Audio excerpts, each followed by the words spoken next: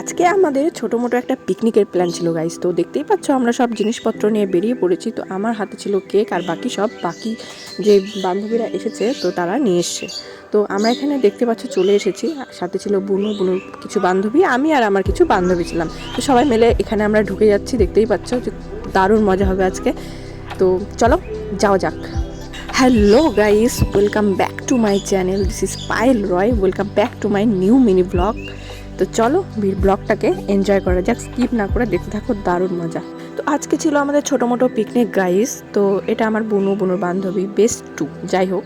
তো দেখতেই পাচ্ছ যে আমরা এখানে চলে এসেছি, আমরা এখানে সব রেডি করে নিচ্ছি যে খেতে বসবো। তার আগে হবে একটা কেক কাটিং, যেহেতু আমার বুনুর ছিল বার্থডেটা ছিল 23শে ডিসেম্বর। তো আজকে যে 24শে ডিসেম্বর, তো আমরা 24শে ডিসেম্বর একটু ছোটো মোটোভাবে সেলিব্রেট করছি। মানে মেন উদ্দেশ্য ছিল খাওয়া দাওয়া, ছোটো মোটো পিকনিক।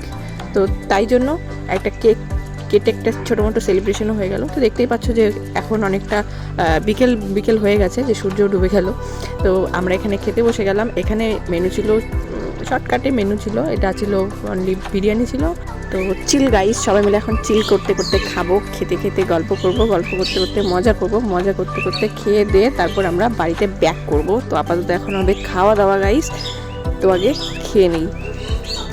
ও আর বলাই হয়নি যে আমরা এখানে পিকনিক করতে এসেছি বানগড়, আমাদের গঙ্গারামপুরের বানগড়ে যে ঐতিহাসিক যে জায়গা রয়েছে। তো আমরা সেখানে এসেছি।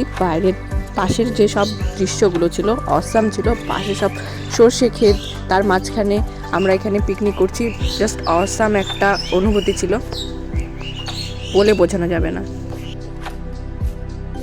হ্যাঁ গাইস, আমাদের তো প্রচুর মজা হলো আজকের দিনটা। তো দারুণভাবে আমরা সবাই মিলে একসাথে কাটিয়ে নিলাম, ভীষণ মজা হলো, খাওয়া দাওয়া হলো, গল্প হলো, আনন্দ মজা সব কিছুই হলো। তো এখন আমাদের বাড়ি ফেরার পালা। এখন আমরা জিনিসপত্র গুছিয়ে ফেলে দিয়ে তারপরে যাব।